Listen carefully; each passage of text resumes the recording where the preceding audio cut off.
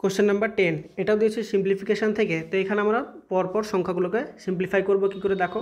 আমরা 72কে লিখতে পারি কত 8 গুণিত 9, 18কে গুণ লিখতে পারি কত 9 গুণিত 2 প্লাস এইটা পয়েন্টটা যদি তুলে দিই তাহলে উপরে হবে 4 আর নিচে হবে আমাদের দুটো শূন্য মানে 100 প্লাস এখানে আমরা কি লিখতে পারি 64 ডিভাইডেড বাই 100।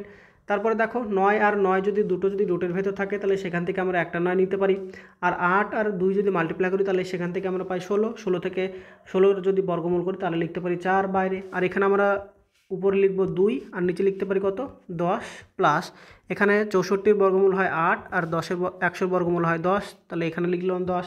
তাহলে এটা দেখো 4 9 হচ্ছে 36 প্লাস এইটা ভাগ করলে হবে 0.2, এইটা ভাগ করলে হবে 0.8।